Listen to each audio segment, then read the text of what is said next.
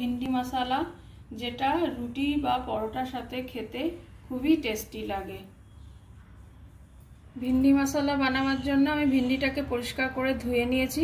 এবার ভিন্ডিটাকে আমি এইভাবে কাটবো, একটু বড় বড় করেই কাটতে হবে।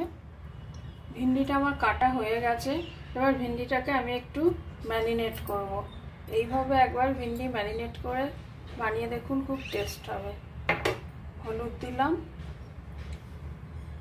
নুন দিলাম,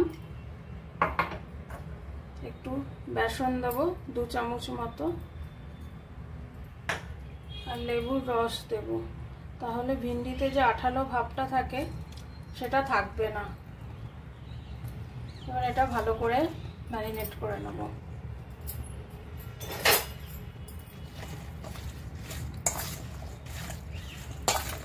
কড়াইতে সর্ষের তেল দিয়ে নেব।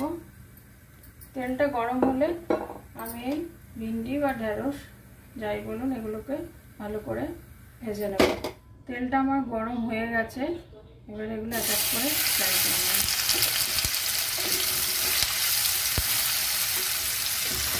দুটো একসাথে দিয়ে, এটা ডিপ ফ্রাই হবে না, এটা হালকা ফ্রাই হবে।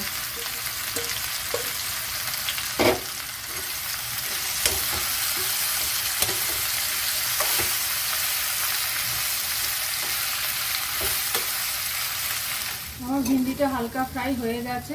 এবার আমি গ্যাসটা সিমে করে এটা একটু ঢাকা দিয়ে দেবো। এবার আমি দেখবো ঢেঁড়সটা কতটা হলো।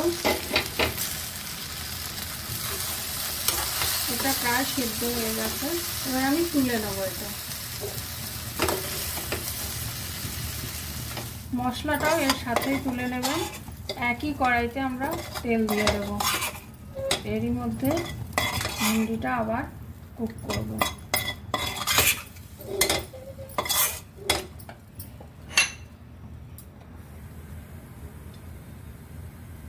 আমি একটু জিরে ফোড়ন দেবো।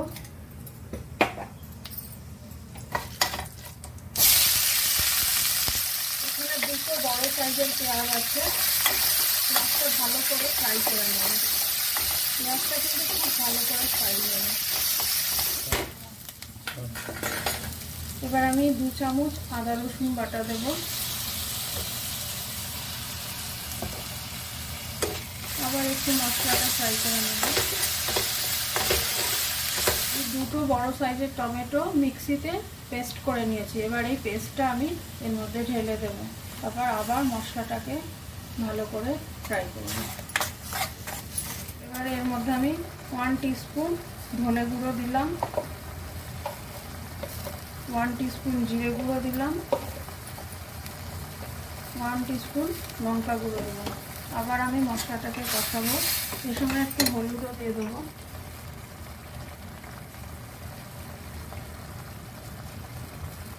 আর অল্প নুন।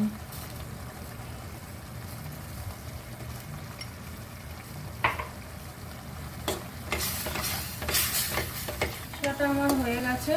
এবারে আমি এর মধ্যে ভেজে রাখা ভিন্ডিগুলো ঢেলে দেবো। তারপর আবার এটা কষাবো।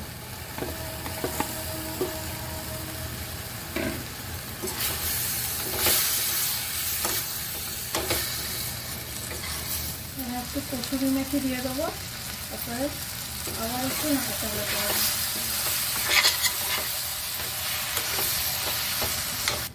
স্টার্ট। গ্যাসের আঁচটা কম করে আমি ফেটানো দইটা দিয়ে দেবো। গ্যাসের আঁচ কম না করলে কিন্তু দইটা ফেটে যাবে। আঁচটা কম করে আমি ফেটানো দইটা দিয়ে দেবো। গ্যাসের আঁচ কম না করলে কিন্তু দইটা ফেটে যাবে। গ্যাসের আঁচটা কম করেই আমি এটা 2 মিনিট একটু ঢাকা দিয়ে সিমে হতে দেবো। এটা আমি এবার উপর দিয়ে একটু গরম মশলা দিয়ে দেবো, আর একটু ধনেপাতা ছড়িয়ে ঢাকা দিয়ে দেবো। আমার ভিন্ডি মশলা কিন্তু রেডি।